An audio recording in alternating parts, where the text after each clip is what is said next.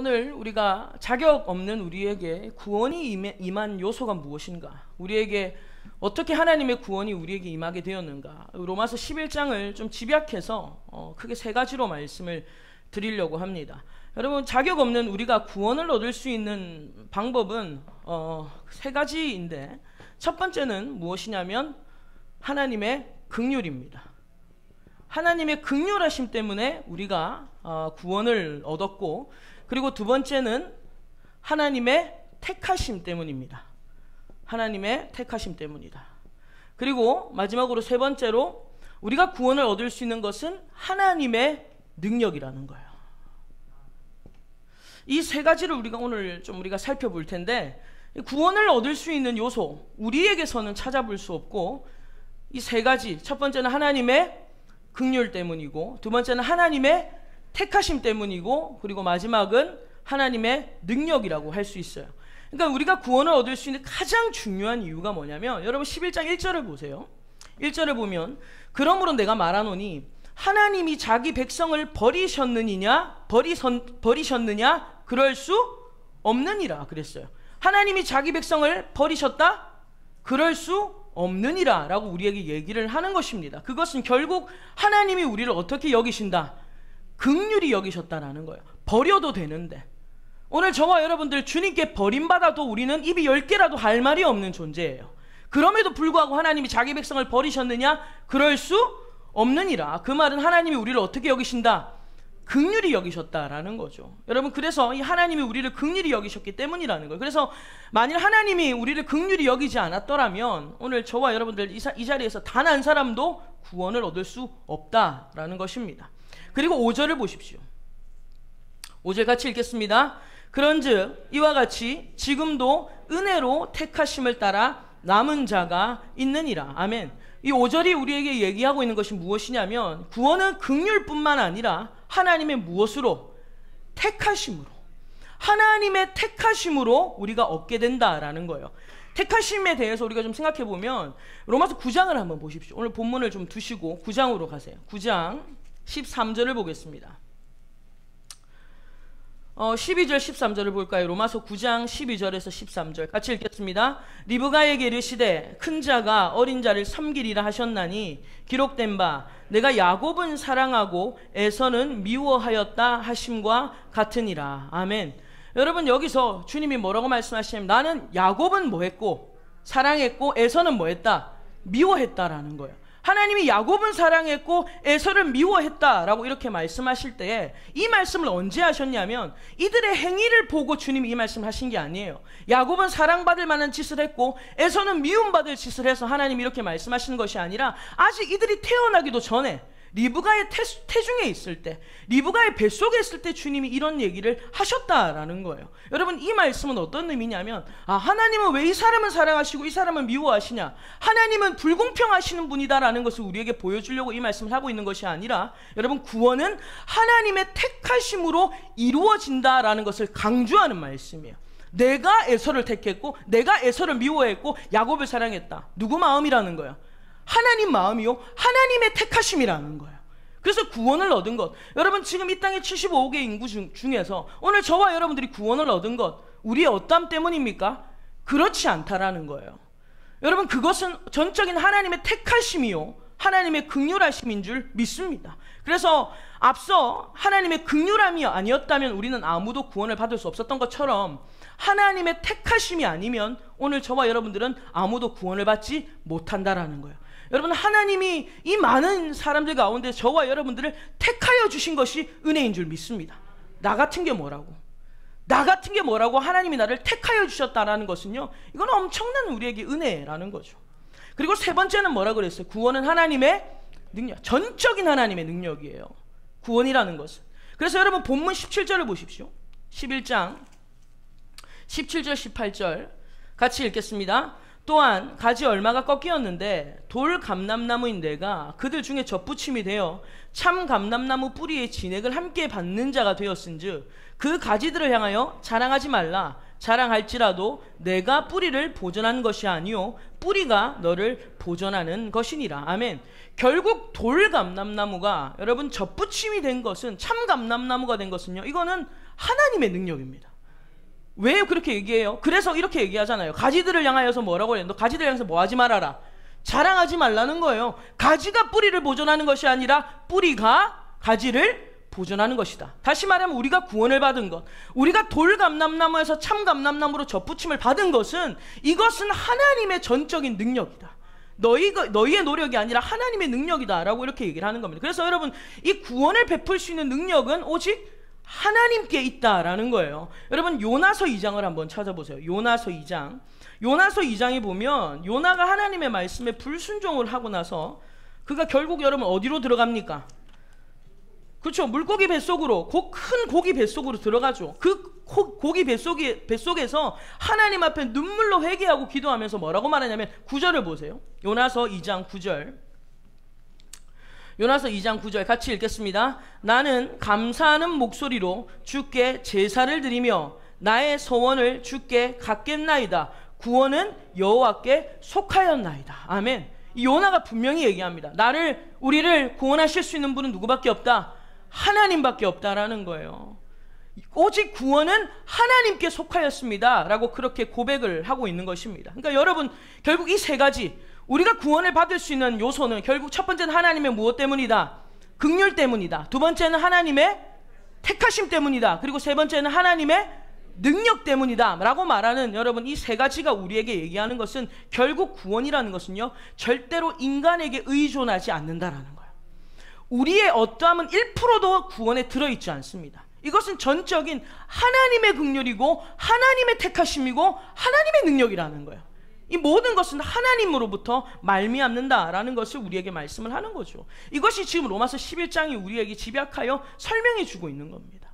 그렇다면 오늘 우리가 여기서 한 단계 더 나아가서 뭘 생각하려고 하냐면, 과연 이 세 가지가 우리에게 주는 깨닫게 하는 진리가 뭐냐 이 말이에요. 구원이 하나님의 긍휼이고, 구원은 하나님의 택하심이고, 구원은 전적인 하나님의 능력이라면, 오늘 이 하나님의 긍휼과 택하심과 능력으로 구원받은 저와 여러분들에게 깨닫게 하는 진리가 무엇인가? 오늘 우리가 그것을 조금 한 단계 나아가서 생각해보고자 합니다.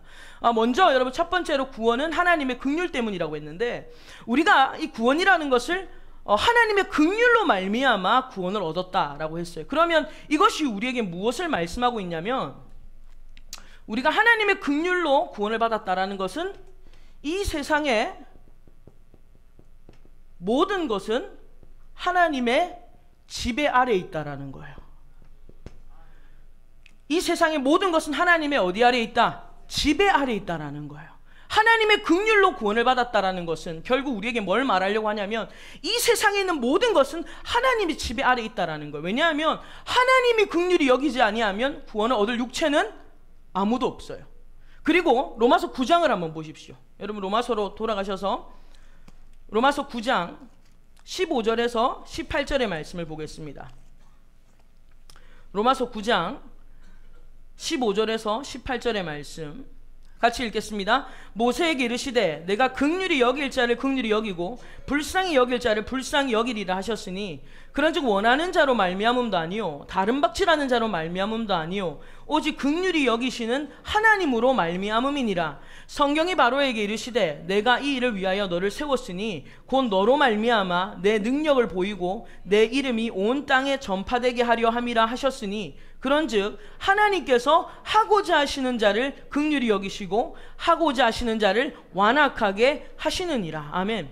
여러분, 하나님께서는 누구를 긍휼히 여기고 누구를 불쌍히 여길지는 그 권한이 누구에게 있어요? 하나님께 있다라는 거예요. 그러니까 그 말은 뭐예요? 이 세상의 모든 것이 누구의 지배 아래 있다?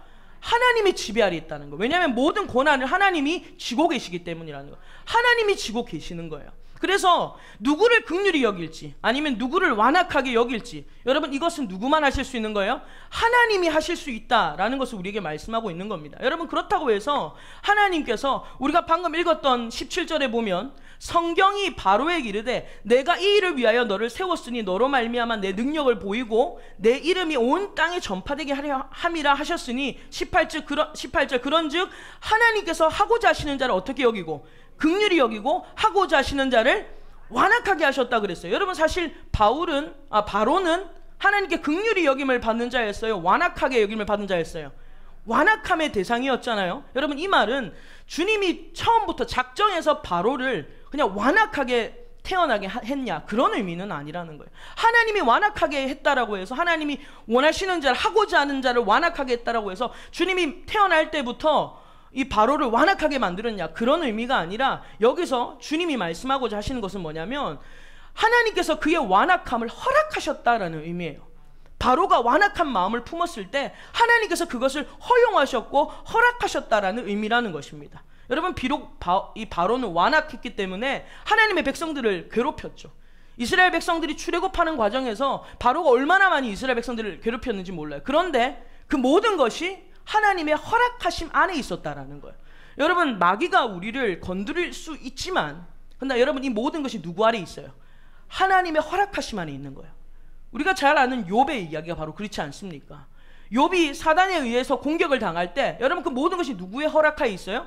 하나님의 허락과 하나님의 허용 안에 있다라는 것입니다. 주님이 허락하지 않으시면, 하나님이 허락하지 않으시면 마귀도 우리를 공격할 수 없다라는 거예요. 그것을 우리에게 말씀해 주고 있는 것입니다. 그래서 비록 여러분, 바로가 완악해서 하나님의 백성들을 괴롭혔지만 주님이 그것마저도 허락하시는 이유가 뭐냐면, 주님이 뭘 보여주시려고 하시는 것이냐면, 주님은 이스라엘 백성들을 분명히 내가 출애굽시키겠다라는 목적을 가지고 계셨어요.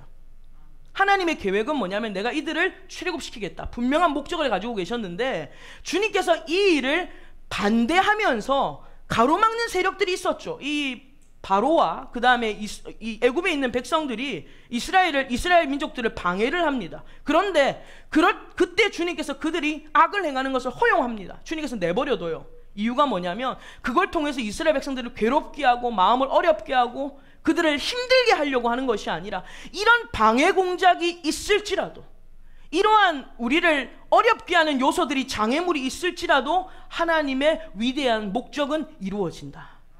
이걸 보여주시기 위하여 주님께서 여러분 그들의 악을 허용하시는 거예요. 완악함을 허용하시는 겁니다. 여러분, 욥을 무너뜨리기 위하여서, 경건했던 욥을 무너뜨리기 위해서 마귀가 얼마나 많이 모함하고 죽이려고 합니까? 거의 죽이려고까지 했잖아요. 근데 여러분, 그럼에도 불구하고 주님께서 그 악을 허용하신 이유는요, 욥에게 너 한번 골탕 먹어봐라, 너 한번 고생 좀 징하게 해봐라. 주님이 그런 의미에서 욥에게 이 악을 허용하신 것이 아니라, 하나님께서 그럼에도 불구하고 욥을 향한 내 계획은 변함이 없다, 반드시 욥을 통하여 내 뜻이 이루어진다, 이런 공격과 어려움이 있어도 하나님의 뜻이 이루어진다, 이것을 주님께서 보여주시기 위하여 주님께서 바로의 완악함을 허용하셨고, 그 다음에 이스라엘 백성들을 공격하는 이 어려움들을 주님께서 허용하셨다라는 거예요. 그러니까 여러분, 그 어려움 속에서도 결국 이스라엘 백성들은요, 마지막에 홍해가 갈라지면서 출애굽을 하지 않습니까? 이 엄청난 놀라운 하나님의 계획들을 그들이 목도하면서, 여러분, 이들이 주님 앞에 얼마나 감사와 감격의 찬송을 드립니까? 출애굽기 15장을 한번 찾아보십시오. 출애굽기 15장 1절부터 6절의 말씀을 같이 읽겠습니다. 104쪽입니다. 출애굽기 15장 1절에서 6절의 말씀입니다.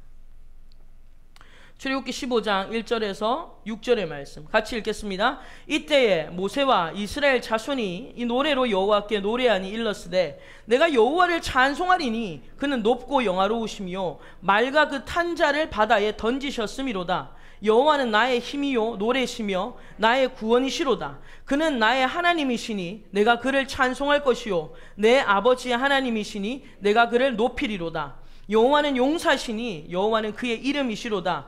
그가 바로의 병거와 그의 군대를 바다에 던지시니 최고의 지휘관들이 홍해에 잠겼고 깊은 물이 그들을 덮으니 그들이 돌처럼 깊음 속에 가라앉았도다. 여호와여, 주의 오른손이 권능으로 영광을 나타내시니이다. 여호와여, 주의 오른손이 원수를 부수시니이다. 아멘. 여러분 보십시오. 아무리 이스라엘 백성들이 출애굽할 때 그들을 모함하고 그들을 넘어뜨리고 그들로 하여금 출애굽하게 하지 못하려고 얼마나 많은 어려움들이 있었어요. 근데 여러분, 그럼에도 불구하고 하나님의 계획, 하나님의 뜻하심은요 반드시 이루어진다라는 거예요. 그것을 우리에게 분명히 보여줍니다. 왜 그렇습니까? 이 세상의 모든 것이 하나님의 어디 아래 있다? 지배 아래 있다라는 걸 보여주는 거예요. 그래서 여러분 다시 오늘 본문으로 돌아가서 로마서 11장으로 가보세요. 그래서 로마서 11장 25절에서 27절의 말씀을 같이 읽겠습니다. 로마서 11장 25절에서 27절의 말씀 같이 읽습니다. 형제들아, 너희가 스스로 지혜 있다 하면서 이 신비를 너희가 모르기를 내가 원하지 아니하노니 이 신비는 이방인의 충만한 수가 들어오기까지 이스라엘의 더러는 우둔하게 된 것이라.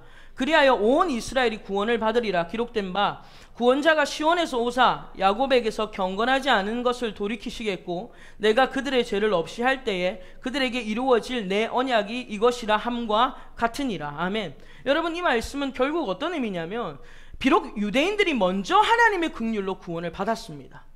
그런데 여러분, 그들이 완악함 때문에 구원에 실패하지 않습니까? 먼저 하나님의 긍휼하심 때문에 구원을 받았어요. 여러분, 유대인들이 하나님께 구원을 받았고 주님의 택한 백성이 된 것은 그들이 똑똑해서 그들이 나뭇잎이 나무가 그들이 뭔가 볼 때 앞으로 될 것 같구나 라는 그런 가능성이 보여서 주님이 그들을 택한 게 아니라 그냥 하나님이 긍휼히 여기셔서 유대인들이 택함을 받은 거예요.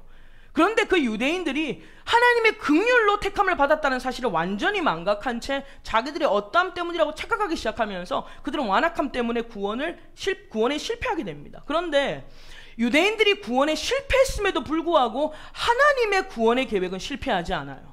여러분 믿으세요? 하나님의 구원이 실패해요. 그래서 그 구원의 역사가, 하나님의 구원의 계획이 누구에게로 넘어갑니까? 이방인에게로 넘어가게 되죠. 여러분, 이것을 통해서 우리에게 두 가지를 분명히 보여줘요. 이게 무엇이냐면, 먼저 구원은 하나님의 은혜와 긍휼로 되는 것이다. 이방인이 유대인들이 잘나서 주님이 그들을 택하신 것도 아니고, 그리고 유대인들이 실패해서 그 구원이 이방인에게로 넘어갔을 때 이방인이 받을 만해서 된 것이 아니라, 유대인들이 실패했기 때문에 이 이방인들이 구원을 받은 것이 아니라, 구원은 전적인 하나님의 은혜다, 하나님의 긍휼이다 라는 것을 우리에게 보여주는 것이고요. 더 나아가서 하나님의 위대한 구원의 목적은요, 어떤 방해와 어떤 공작 속에서도 결코 실패하지 않는다, 이것을 우리에게 분명히 보여주는 것입니다. 여러분, 이것을 기억하셔야 돼요. 그래서 여러분, 이 위대한 구원을 우리가 하나님의 은혜와 하나님의 긍휼하심으로 우리가 얻은 것을 생각하면 오늘 우리도 이스라엘 백성들처럼 주님 앞에 찬송할 수 있는 거예요.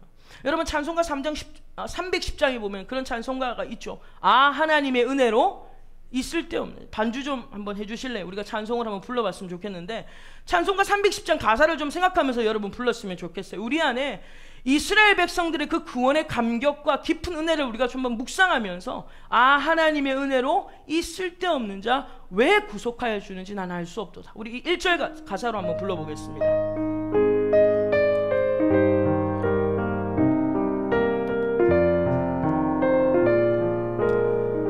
하나님의 은혜로, 하나님의 은혜로 있을 데 없는 자 왜 구속하여 주는지 난 알 수 없도다. 내가 믿고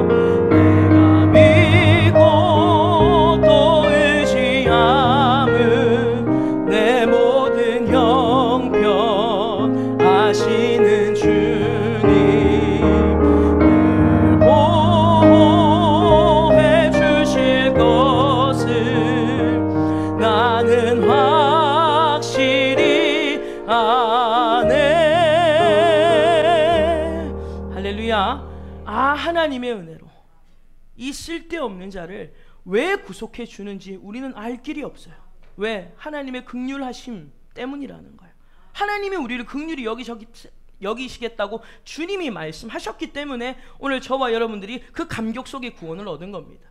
그래서 여러분, 후렴이 어떻게 시작합니까? 내가 믿고 또 의지함은 내 모든 형편 아시는 주님, 늘 보호해 주실 것을 나는 확실히 아네.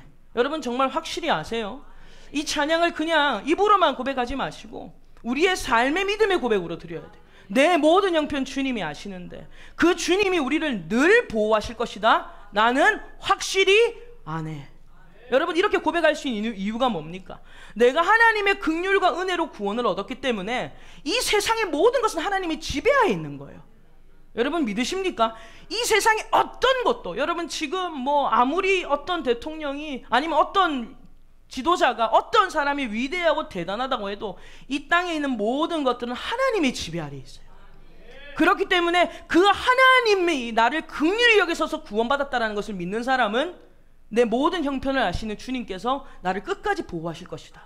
나를 끝까지 지키실 것이다. 이스라엘이 어떤 공격 속에서도 그들을 출애굽시키셨던 하나님의 그 계획, 무너지지 않는, 결코 실패하지 않는 하나님의 계획이 반드시 이루어질 것이다. 여러분 이것이 우리 가운데 믿어져야 된다는 거예요. 이것이 믿어지게 된다라는 것이죠. 그래서 저와 여러분들 찬송가 310장을 부르실 때마다 하나님의 긍휼과 은혜를 생각하시되 동시에 이 하나님의 긍휼로 말미암아 우리가 깨닫게 되는 진리는 이 세상의 모든 것은 하나님의 지배하에 있다.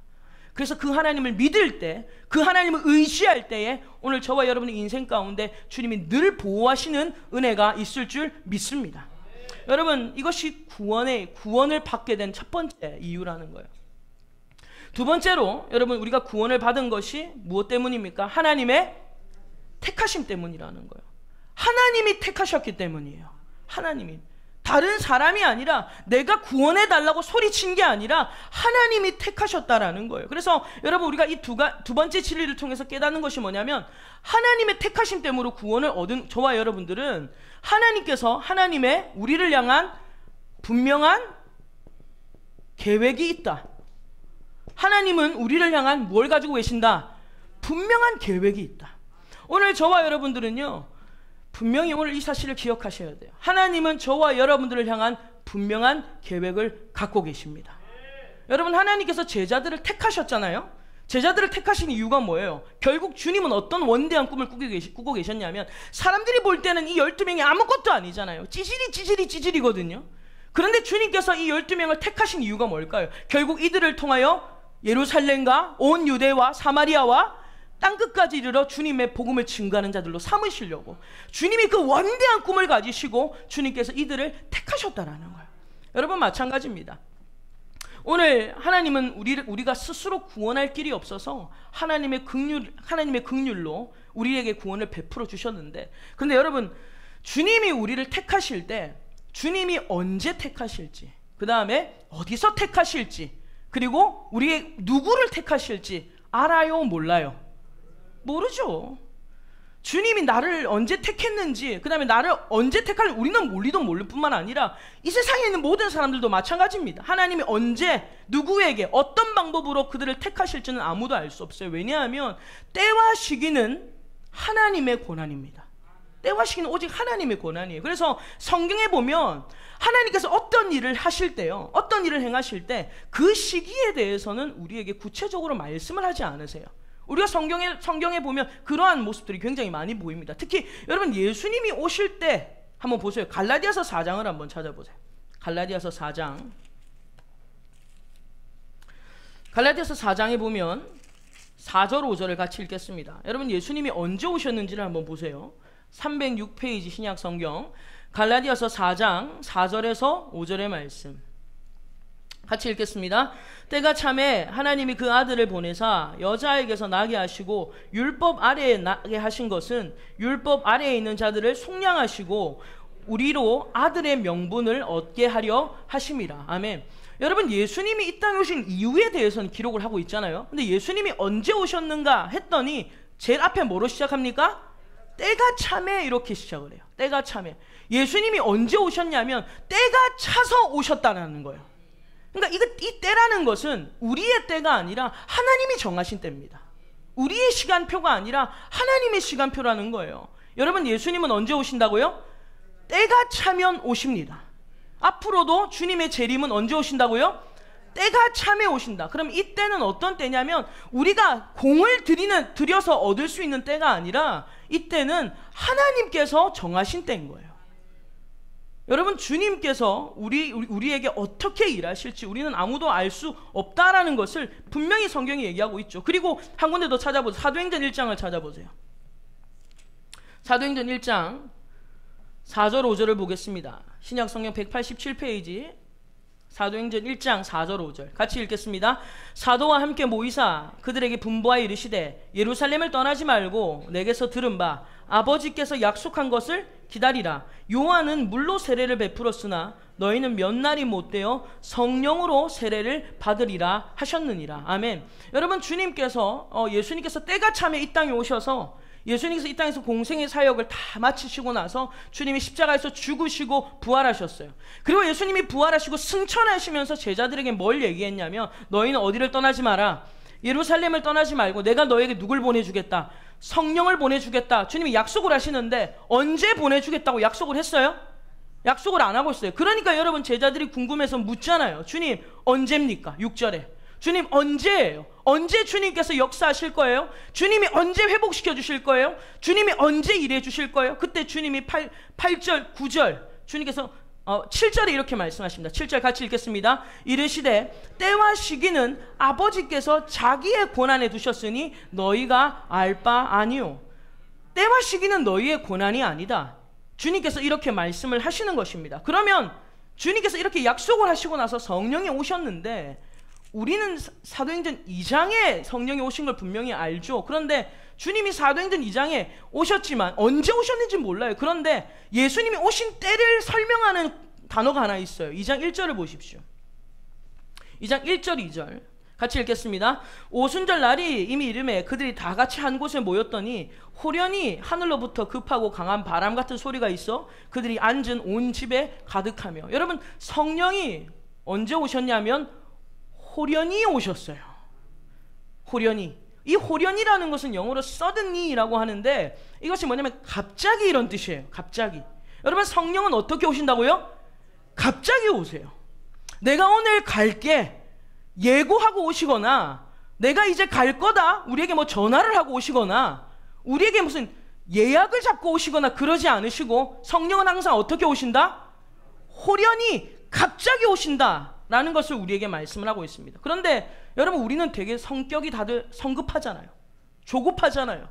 그러니까 우리는 맨날 하는 기도가 뭐예요? 주여 언제 오십니까? 언제이니까. 우리는 맨날 주님 앞에 언제 하면서 주님께 부르짖는데 우리가 성경을 통해서 깨닫게 되는 것은 뭐냐면 우리가 집중해야 될 것은 때와 시기가 아니라 그 때와 시기를 쥐고 계신 하나님이라는 거예요. 그러니까 우리는 주님 언제입니까? 어떤 모습입니까? 우리는 이런 것에 너무 관심이 많아요. 그러다 보니까 2단이 생기는 거예요. 그러다 보니까 3단이 생기는 겁니다. 그러다 보니까 사단한테 잡히는 거예요. 여러분, 언제가 중요한 게 아니라 그 때와 시기를 쥐고 계신 주님을 바라봐야 돼요. 오늘 그 주님을 바라봐야 돼요. 왜 그런가 하면 여러분, 때와 시기를 쥐고 계신 하나님은요, 이 땅에 있는 모든 것을 가장 완벽하게 이루십니다. 하나님의 계획을 가장 완벽하게 이루시는 거예요. 주님이 약속했잖아요. 로마서 8장 28절에 모든 것을 합력하여 내가 뭘 만들어내겠다? 선을 만들어내겠다. 내가 모든 것을 합력해서 결국 선을 만들어내겠다. 주님이 분명히 이것을 우리 가운데 약속하셨어요. 근데 우리가 볼 때는 뭔가 더딘 것 같아요. 하나님의 때가. 우리가 볼 때는 뭔가 좀 답답해요. 하나님 도대체 나 언제 회복시켜 주실 거예요? 주님, 우리 가정 언제 회복시켜 주실? 주님, 제 삶을 언제 회복시켜 주실 거예요? 주님, 우리 교회 언제 부흥시켜 주실 거예요? 우리는 언제 하면서 우리의 기대에 맞춰서 주님 앞에 부르짖지만, 그러나 여러분, 하나님은요 우리에게 뭐라고 말씀하시냐면 오늘 본문으로 한번 돌아가 보세요. 본문으로 돌아가서 28절 29절 보세요. 로마서 11장 28절 29절의 말씀을 보겠습니다. 같이 읽습니다. 복음으로 하면 그들이 너희로 말미암아 원수된 자요, 택하심으로 하면 조상으로 말미암아 사랑을 입은 자라. 하나님의 은사와 부르심에는 후회하심이 없느니라. 아멘. 여러분, 우리가 볼 때는 뭔가 하나님의 계획이 지금 차질이 생긴 것 같고, 우리가 볼 때는 지금 뭔가 더딘 것 같고, 우리가 볼 때는 이건 뭔가 문제가 생긴 것 같은데 주님은 뭐라고 말씀하시냐면 주님은 자신이 하시는 일에는 절대 후회가 없으시더래요. 자기가 하시는 일에 절대 후회가 없다라고 말씀하시는 거예요. 여러분, 분명히 기억하십시오. 하나님이 저와 여러분들, 이 자리에 앉아있는 저와 여러분들을 택하심에는 하나님은 후회가 없으시다라고 말씀하시는 거예요. 정말 아멘이에요. 하나님이 저와 여러분들을 부르신 거에서는요 후회하심이 없다라고 말씀하시면서 내가 너희를 향한 분명한 계획을 갖고 있다. 오늘 주님 우리에게 말씀을 하시는 겁니다. 그런데 여러분, 우리는 이렇게 생각해요. 주님, 뭔가 실수하신 것 같아요. 주님 저를 택하신 건 좀 실수인 것 같아요. 왜 그래요? 우리 생각할 때 우리는 하나님의 사랑을 입을 자격이 있어요, 없어요? 없거든요. 우리는 망나니 중에 개망나니예요. 그렇지 않나요? 또 저만 또 그렇게 쳐다보시고 또 여러분, 우리는 망나니 중에 이건 상망나니예요. 우리는 구원을 받을 재간도 없고 우리는 하나님의 원수였잖아요. 그러니까 우리 같은 하나님의 원수가 하나님이 내가 너를 택한 게 난 후회 안 해. 주님이 뭔가 실수하신 것 같아요. 우리 입장에는 그렇다 이 말이에요. 그런데 주님은 뭐라고 말씀하시면 너희가 원수가 아니라 너희는 사랑을 입을 자다. 그리고 내가 너희를 택한 것에 나는 후회 없다. 주님 이렇게 말씀하시니 여러분, 이게 하나님의 은혜라는 거예요. 이것이 놀라운 하나님의 은혜다라는 것을 우리에게 말씀을 하고 있는 것입니다. 여러분, 우리가 이렇게 생각하죠. 주님, 저는 엄연히 원수이고 저는 맨날 원수짓만 하고 사는데 주님 어떻게 저를 택하셔 놓고서 후회하지 않습니까? 주님이 저를 택하셨는데 왜 주님 후회하지 않습니까? 우리 그렇게 물을 수 있잖아요. 여러분, 하나님의 대답이 뭔지 아십니까? 구원은 하나님의 택하심으로 되는 거지 너의 행위로 되는 게 아니다. 여러분 믿으세요? 근데 여러분 오늘 이 말을 또 아멘으로 받아가 잘못 받아가지고 아, 원수짓 해도 되는구나, 이제 앞으로 내 마음대로 상망나니처럼 살아도 주님이 괜찮다고 하시는구나, 한번 살아보시면 그에 대한 대가가 있습니다. 원수로 그냥 처음부터 아싸리 원수일 때는 상관없는데 하나님의 택하심을 받은 이상부터는요, 이제 그때부터 망나니 짓하면, 원수 짓하면 주님의 간섭이 들어가는 거예요. 주님의 태클이 들어가는 겁니다. 그래서 제가 지난 시간에 말씀드렸잖아요. 우리의 신앙생활이 괴롭고 힘든 이유는 여러분, 우리를 괴롭히는 사람들이 많아서가 아니라 하나님이 우리를 포기하지 않아서 그렇다고요. 주님이 우리를 포기하지 않기 때문에, 주님이 우리의 발목을 잡고 안 놔주시기 때문에 우리가 괴로운 거예요. 왜냐하면 우리는 원래는 돌감람나무였는데 이 돌감람나무가 뭐가 돼요? 참감람나무에 젖붙임을 받는데 여러분, 그것을 뭐라고 표현을 하고 있냐면 본성을 거슬렀다라고 표현을 하고 있는 거예요. 본성을 거슬렀다. 저와 여러분들, 우리의 본성은 뭐냐면 돌감람나무예요. 우리는 원수짓 하는 게 체질이에요. 그래서 나 예수 믿는데 나 왜 이렇게 살지? 웃기는 소리 하지 마라. 그게 본성이에요. 여러분, 우리는 본성이 돌감람나무처럼 사는 게 우리 본성이에요. 우리는 눈만 뜨면 그냥 세상을 쫓아가고 싶어하는 게 우리의 본성입니다. 그런데 그걸 거슬러서 참감람나무, 하나님의 긍휼과 택하심으로 참감람나무에 젖붙임을 받게 된 것이기 때문에 늘 우리의 본성과 싸우는 겁니다. 늘 싸우는 거예요. 근데 여러분, 하나님은 저와 여러분들을 절대 포기하지 않으시고, 그리고 하나님은 우리를 택하신 것을 후회하지 않으십니다. 그래서 후회하지 않는 하나님은, 오늘 우리를 택하신 하나님은 우리를 향한 분명한 목적을 결국 이루실 줄로 믿습니다. 이것을 기대하십시오. 하나님이 여러분을 향한 계획을 갖고 계세요. 지금은 안 보여요. 지금은 도대체 하나님의 계획이 뭐예요? 도대체 하나님 저를 향한 계획이, 저는 모르겠는데, 지금 제 삶을 봐서는 전혀 모르겠는데, 그러나 하나님께서 우리를 택하신 것에는 분명한 이유가 있고 주님은 그것에 대해서 절대 후회하심이 없다라고 우리에게 말씀을 하는 겁니다. 여러분, 마지막으로 세 번째로, 구원은 뭘로 이루어집니까? 하나님의 능력으로 이루어지는 거예요. 우리의 능력이 아니라, 우리의 노력이 아니라 구원은 하나님의 능력으로 이루어진다. 이것을 통해서 우리에게 깨닫게 하는 것이 뭐냐면, 겉으로 드러나 보이는 것이 전부는 아니다라는 거예요. 겉으로 드러나는 것이 뭐가 아니다? 전부가 아니라는 거예요. 구원은 하나님의 능력으로 된 겁니다. 그러니까 겉으로 드러나는 것이 전부가 아니다. 이게 무슨 말이냐면, 여러분, 우리는 사람을 뭘로 판단해요? 외모로 판단하죠. 우리는 겉으로 사람을 판단할 때가 많아요. 저 사람은 안 될 것 같은데, 저 인간은 안 될 것 같아. 주님, 아무리 봐도 때려 죽여도 저 인간은 안 될 것 같아요. 우리는 사람을 겉으로 판단하죠. 저 사람은 구원을 받을 수 있을 것 같고 아마 저 사람은 불가능할 것 같다. 우리는 다른 사람을 함부로 비판하고 정죄합니다. 주님 보세요, 저 사람 주일 성수도 제대로 안 해요. 주님 보세요, 저 사람은 틈만 나면 그냥 자기 위해서 살지 저 사람은 구원 못 받습니다. 우리는 사람들을 겉을 보고 판단합니다. 겉을 보고 정죄해요. 근데 여러분, 구원은요 전적으로 하나님의 능력으로 되는 거예요. 저 사람의 겉으로 되는 게 아니라, 외모로 되는 게 아니라 구원은 하나님의 능력으로 되는 겁니다. 그래서 우리의 판단과 하나님의 판단의 기준은 완전히 달라요. 여러분, 본문 30절을 보십시오. 30절에서 32절을 보겠습니다. 같이 읽겠습니다. 너희가 전에는 하나님께 순종하지 아니하더니 이스라엘이 순종하지 아니하므로 이제 긍휼을 입었는지라. 이와 같이 이 사람들이 순종하지 아니하니 이는 너희에게 베푸시는 긍휼로 이제 그들도 긍휼을 얻게 하려 하심이라.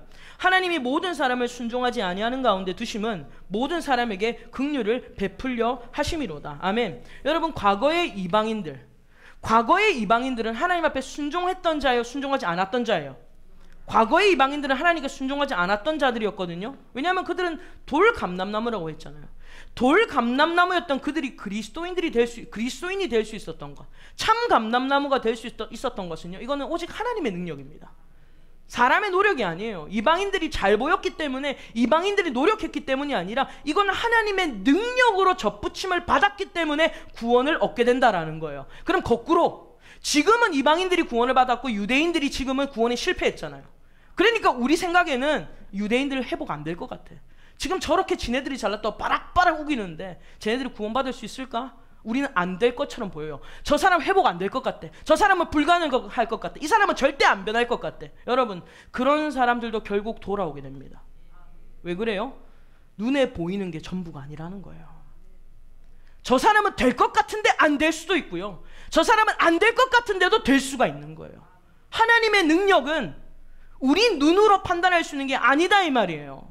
성경을 보면요, 하나님의 역사가 항상 언제 일어나냐면 우리가 볼 때는 아리까리할 때 일어나요. 우리가 볼 때는 이거 불가능해 보일 때 일어나는 거예요. 그게 하나님의 역사예요. 생각해 보세요. 죽은 지 나흘이나 지난 나사로, 우리 수요일마다 나사로 얘기하잖아요. 죽은 지 나흘이나 지난 나사로가 마리아도 냄새가 나서 무덤 문 열면 안 됩니다라고 모두가 포기했던 나사로. 그런데 그가 자기 발로 무덤에서 걸어 나올 줄이야. 비록 붕대를 감고 나왔지만 여러분, 자기 발로 그 무덤에서 나올 줄이야. 누가 예상이나 했겠냐라는 거예요. 예수님 죽은 지 사흘이 지났어요. 죽은 지 사흘이나 지난 예수님께서 무덤 문을 여시고 여러분, 주님께서 부활할 것을 누가 예상이나 했어요? 그리고 여러분, 바울을 생각해 보세요. 예수 믿는 자들을 죽이려고 혈안이 돼가지고 살기 등등 해가지고 어쨌든 예수 믿는 것들 다 잡아 족치겠다, 이런 사명 가지고 여러분 가던 이 사울이요, 불과 몇 시간 뒤에 하늘로부터 내려오는 빛을 받고 그가 그 자리에서 예수님을 만남으로 말미암아 그가 사도 바울이 될 것이라는 것을 누가 장담이나 할 수 있었냐 이 말이에요. 여러분, 이것이 하나님의 능력인 줄 믿습니다. 하나님의 능력을요, 여러분들 절대 우리는 가늠하지 못해요. 가늠하지 못하기 때문에 장담하지 마세요. 이건 될 거야, 이건 안 될 거야, 여러분들이 장담하지 마세요. 구원은 하나님의 능력으로 된 것이지 우리의 어떠함으로 된 것이 아니라는 거예요. 로마서 11장이 그것을 무수하게 우리에게 설명을 해주고 있어요. 증명을 해주고 있어요. 여러분 11절 보세요. 로마서 11장 11절 같이 읽겠습니다. 그러므로 내가 말하노니 그들이 넘어지기까지 실족하였느냐? 그럴 수 없느니라. 그들이 넘어짐으로 구원이 이방인에게 이르러 이스라엘로 식이 나게 함이니라. 여러분 11절 보면요, 그들이 넘어짐으로 구원이 어디로 가요? 이방인에게 이르러, 이렇게 되어 있어요. 여러분, 이 말씀이 바로 그런 겁니다. 자, 보십시오. 우리가 생각할 땐 이렇게 돼야 되잖아요. 이 유대인들이 복음의 확신을 가지고 이방인들에게 복음을 증거했을 때 이방인들에게 구원이 임했다, 이게 상식적으로 이해가 되는 거잖아요. 그렇지 않습니까? 그런데 여러분, 성경은 뭐라고 말해요? 유대인들은 넘어졌는데 이방인들이 구원을 받았다는 거예요. 왜? 구원은 하나님의 능력이니까. 유대인들의 노력으로 되는 게 아니라 구원은 하나님의 능력이니까. 그래서 유대인들이 넘어졌지만 이방인들은 구원을 받았다. 여러분, 이것이 하나님의 능력이라는 것을 보여주고 있는 거예요. 12절 보세요. 12절 같이 읽겠습니다. 그들의 넘어짐이 세상의 풍성함이 되며 그들의 실패가 이방인의 풍성함이 되거든 하물며 그들의 충만함이리요. 아멘. 여러분, 그들의 넘어짐이, 그들의 실패가 세상에 뭐가 되더라? 풍성함이 되더라는 거예요. 이게 무슨 어불성설잖아요. 말이 안 되는 거예요. 앞뒤가 안 맞는 거예요. 넘어졌는데 실패했는데 풍성해졌대요. 이건 말이 안 되는 거예요. 그게 무슨 말이에요? 하나님의 능력이다 이 말이에요. 사람의 노력이 아니다는 거예요. 한 구절 더 보세요. 15절 보세요. 15절 같이 읽겠습니다. 그들을 버리는 것이 세상의 화목이 되거든. 아멘. 그들을 버리는 게 세상에 뭐가 되더라? 화목이 되더라. 여러분들 이 말씀 좀 잘못 이해하셔서 남편을 버리는 것이, 아내를 버리는 것이, 자식을 버리는 것이 가족의 화목이 이상하게 받아들이시면 안 됩니다. 저 인간은 교회를 나가줘야 우리 교회가 화목, 이렇게 생각하시면 안 돼요. 오늘 저와 여러분들 하나님의 능력으로 된다라는 것을 말씀하고 있는 거예요. 구원은 하나님의 능력으로 되는 것입니다. 여러분 뿐만 아니라 지금 바울이 이 편지를 누구한테 보내고 있어요? 로마에 있는 그리스도인들에게 보내고 있잖아요. 로마에 있는 그리스도인들에게 이 편지를 쓰고 있는데, 여러분 로마 제국은요 어떤 나라냐면, 기독교인들이라고 하면 혀를 내두르고 기독교인들이라면 가장 잔인하고 가장 혹독한 방법으로 기독교인들을 죽였던 나라가 로마 아닙니까? 사자 밥이 되게 하고 화형시키고 칼로 찌르고 창으로 찌르고 뭐 던져내리고 뭐 말도 못할 방법으로 기독교인들을 핍박했던 나라가 로마예요. 그런데 여러분, 그 로마가 당시에 세계를 제패하고 세계를 붙들고 있었던, 세계를 지배했던 나라가 이 로마 제국이었는데, 그때 로마 제국이 기독교인들을 핍박하면서 또한 어떤 일들을 하고 있었냐면, 이들이 세계를 지배했기 때문에 이들이 이제 이 자신의 나라들의 이 힘과 권력을 세상에 알리기 위하여서 이들이 무엇을 하냐면 길을 닦습니다. 그래서 도로를 내고요, 이 로마가 굉장한 일들을 해요. 항구를 굉장히 크게 세웁니다. 이런 일. 근데 여러분 생각해 보세요. 기독교인들을 그렇게 박해했던 나라에서 도로를 만들고 항구를 만들었는데, 그 도로와 항구를 통해서 놀랍게도 복음이 전 세계로 나가는 거예요. 왜 그래요? 복음은 하나님의 능력이에요. 인간 기독교인들이 죽어가고 있는 나라지만 그러나 하나님의 능력은 건재합니다. 하나님의 능력은 사람의 어땀으로 되어지는 것이 아니다라는 것을 우리에게 분명히 말씀해 주고 있는 거예요. 그래서 여러분, 하나님의 능력은 뭡니까? 모든 사람이 순종하지 않을 때 모든 사람에게 긍휼이 임하는 것이 하나님의 능력이에요. 우리가 오늘 읽었던 32절의 말씀이 바로 그거예요. 모든 사람이 순종하지 않을 때, 이 말은 완전히 소망이 없을 때잖아요. 완전히 희망이 없을 때. 그런데 하나님의 능력이 임하는 거예요.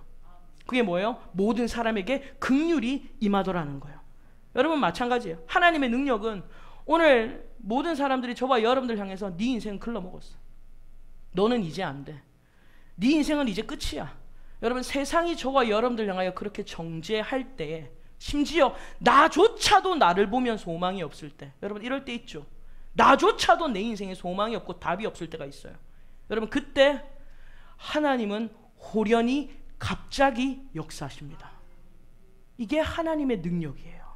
여러분들이 열심히 했기 때문에 하나님이 빡 대박을 터뜨려 주시는 것이 아니라, 하나님의 역사는 내가 볼 때는 가능성이 없어요. 내가 볼 때는 이건 회복이 불가능이야. 내가 볼 때는 이건 완전히 끝이야.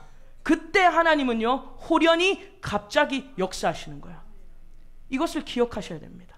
저도 주님이 저를 언제 만나 주셨냐면, 저는 제 스스로가 나 이제 내 인생 끝이다, 나는 내 인생에 소망이 없다, 저는 그런 생각을 하던 찰나였어요. 그런 찰나에 주님이 저를 만나 주시는 거예요. 내가 너를 사랑한다. 주님이 만나 주시는 거예요.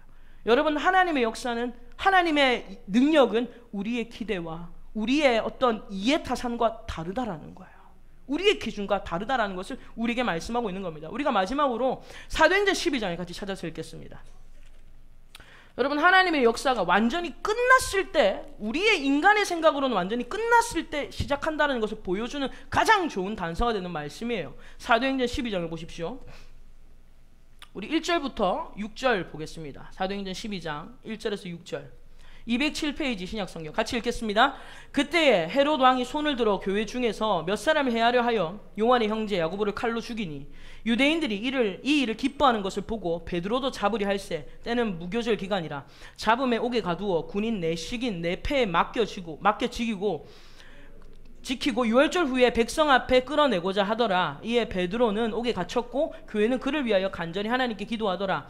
헤롯이 잡아내려고 하는 그 전날 밤에 베드로가 두 군인 틈에서 두 쇠사슬에 매어 누워 자는데 파수꾼들이 문 밖에서 옥을 지키더니. 아멘. 여러분, 이게 어떤 내용인지 이해가 되십니까? 지금 헤롯 왕이 굉장히 교만이 이빠이 차 있을 때, 이 헤롯 왕이 손을 들어서 교회 중에서 누구를 칼로 죽여버려요.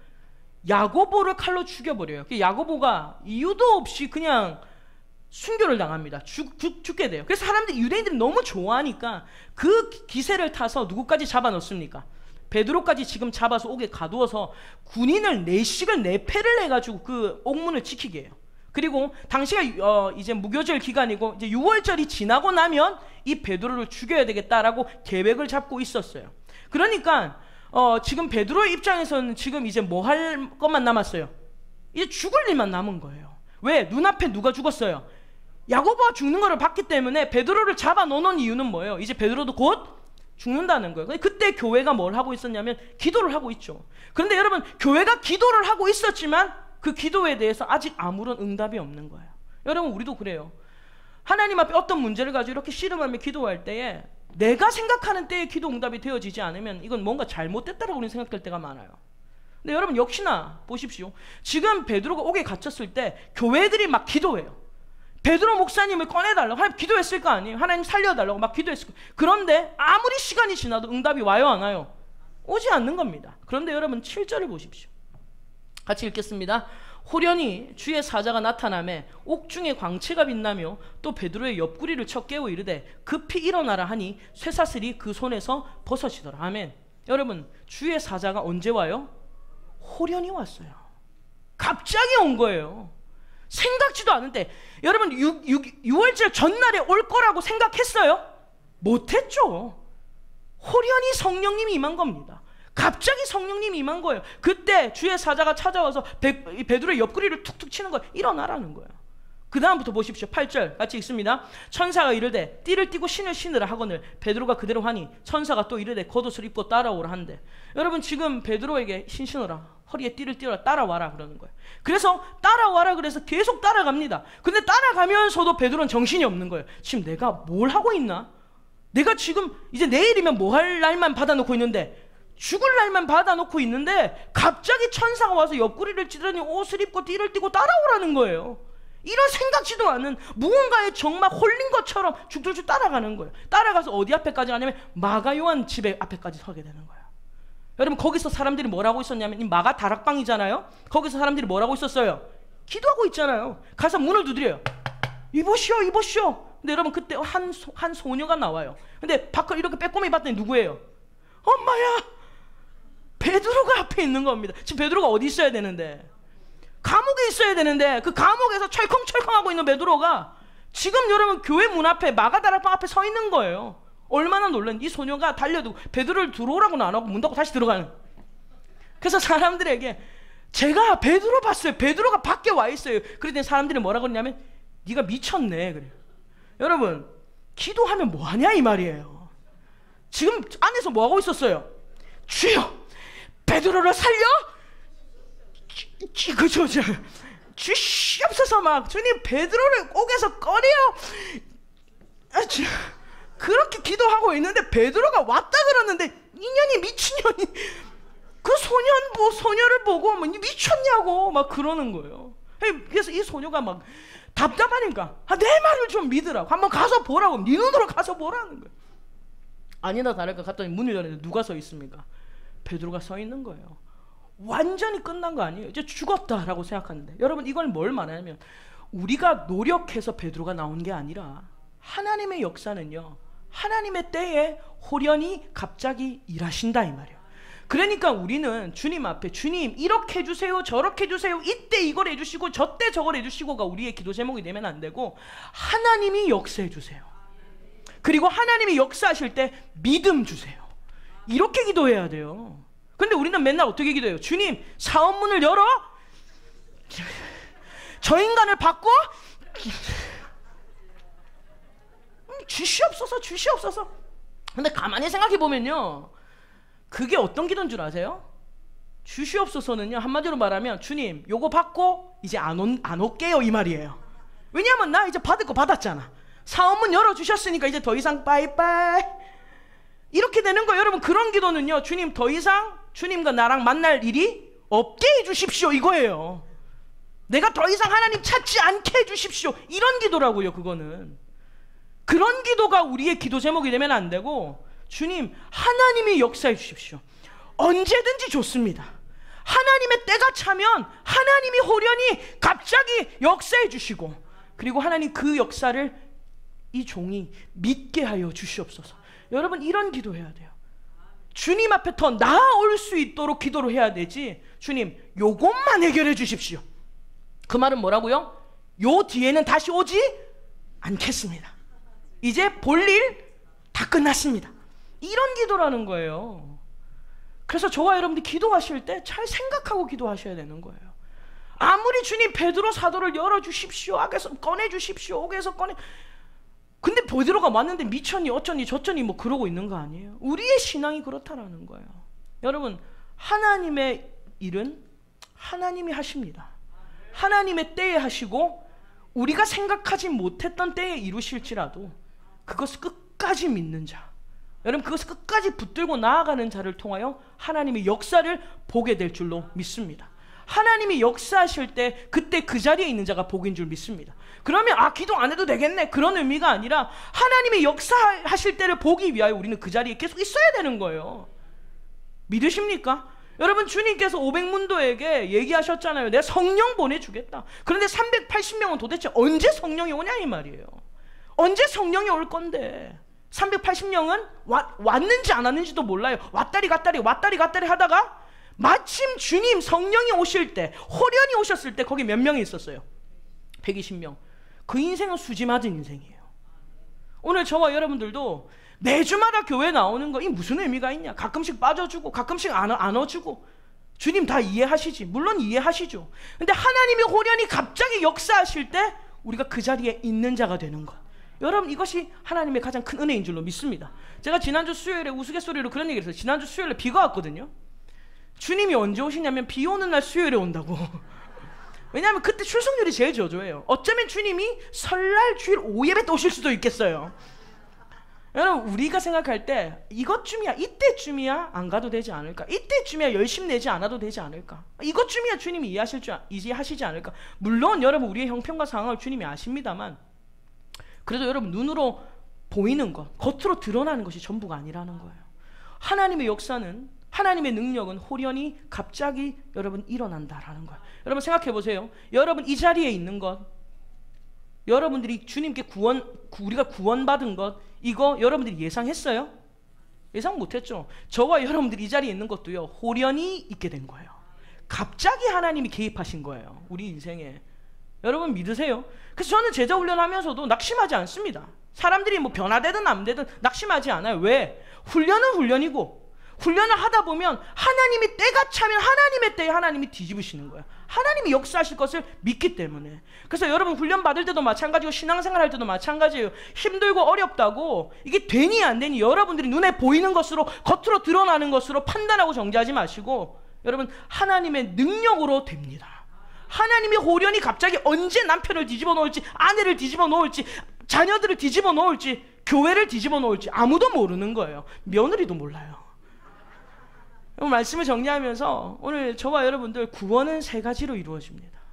하나님의 긍휼 때문이고, 하나님의 택하심 때문이고, 하나님의 능력으로 되는 거예요. 우리의 인생도 마찬가지예요. 우리의 인생은요, 하나님의 지배 아래서 이루어지는 것이고, 하나님이 저와 여러분들을 향하여 빠짐없이 분명한 계획을 갖고 계시고, 그리고 그 계획은 하나님의 때에 하나님의 능력으로 호련히 갑자기 이루어지는 은혜가 있을 줄 믿습니다. 그래서 저와 여러분들 부흥도 마찬가지였어요. 이 땅에 부흥이 일어난 것도 우리가 준비해서 일어난 게 절대 아니에요.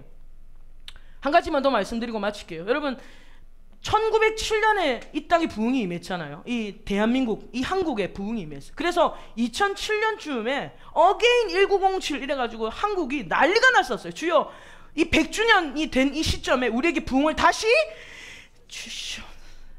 그런데 그런 부흥이 다시 왔어요? 안 왔죠. 오히려 더 하락되고 있어요. 여러분 우리가 막 달라고 한다고 하나님의 뜻이 이루어지는 게 아니라 호련히 갑자기 하나님의 때가 이루어지기 때문에 우리는 그 하나님의 능력을 믿고 끝까지 가는 거예요. 이것이 훨씬 더 중요한 신앙의 자세라는 것입니다. 그래서 저와 여러분들 오늘 이 세 가지를 기억하시면서 여러분의 어떠함으로 구원을 받으려고 하지 마시고 하나님의 긍휼과 하나님의 택하심과 그리고 마지막으로 하나님의 능력 안에 살아가기를 주님의 이름으로 축원합니다. 우리 주님께 한번 영광의 박수 올려드리겠습니다.